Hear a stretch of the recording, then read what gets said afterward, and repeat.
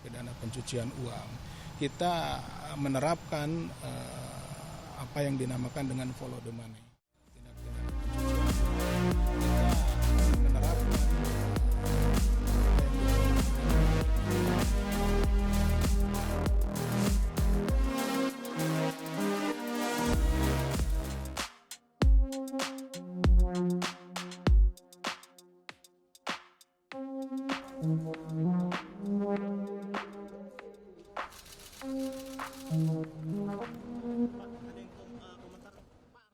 Pak, yang soal Rafael Alun kan pekan kemarin kan KPK memeriksa komisaris PT Keluarga Segar Sehat ya Pak ya. Nah itu apakah memang perusahaan tersebut bergerak di bidang pijat refleksi Pak? Kalau memang benar itu kan kaitannya kan berbeda sekali ya Pak dengan sejumlah saksi yang sudah diperiksa di kasus Rafael Alun Pak. Ini kaitannya itu apa Pak? Intinya begini, ketika kita menangani perkara TPPU ya, tindak pidana pencucian uang, kita menerapkan apa yang dinamakan dengan follow the money. Jadi melalui follow the money itu kita akan mengikuti kemana uang hasil yang diduga hasil tindak pidana korupsi itu mengalir.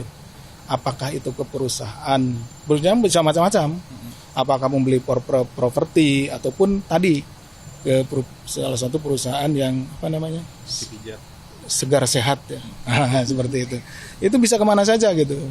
Jadi kemanapun kita menduga uang itu ngalir, uang hasil korupsi itu, ya kita akan minta keterangan. Apakah benar kita akan membuktikan bahwa permodalan misalkan ya, permodalan dari perusahaan itu berasal dari uang yang hasil tindak pidana korupsi gitu. Jadi apa namanya? Kita enggak melihat kok jauh sekali ini pegawai pajak misalkan ya, kok usahanya ke usaha misalkan tadi pijat kesehatan gitu seperti itu. Jadi nggak ada harus terkait misalkan pajak ke perusahaan misalkan konsultan pajak, enggak, karena orang menginvestasikan hasil dari tindak pidana korupsi itu bisa kemana saja gitu dan bisa dalam bentuk apa saja, ya itulah metode follow the money itu yang kita gunakan gitu. Tapi memang ada dugaan perusahaan itu dijadiin tempat pencucian uangnya Rafael Alun Pak? Gini, kalau yang dipanggil ke sini ya diminta keterangan, tentunya kita menduga bahwa di perusahaan tersebut ataupun di orang tersebut, terhadap orang tersebut itu mengalir uang hasil tindak pidana korupsi gitu.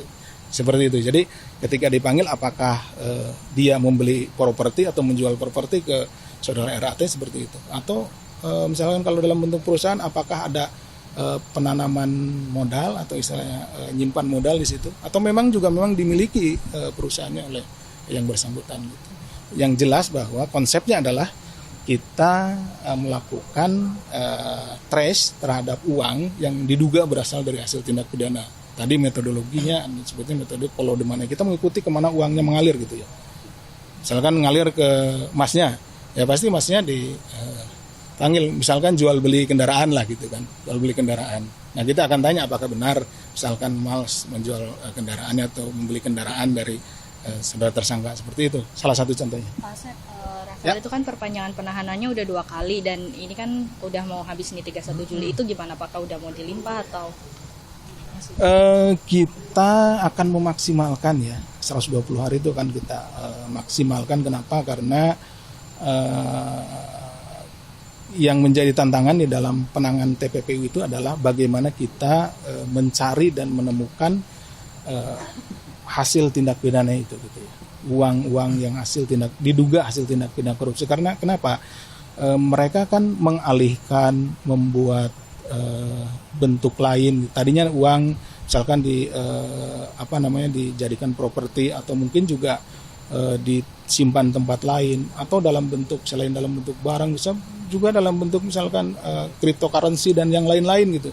Sehingga diperlukan waktu untuk membuktikan bahwa uang yang berasal dari tindak pidana yang kita duga berasal dari tindak pidana korupsi itu larinya kemana, dan kita harus yakin bahwa memang itu benar-benar uang dari sana gitu. Itu yang membuat ini menjadi waktunya agak lebih lama.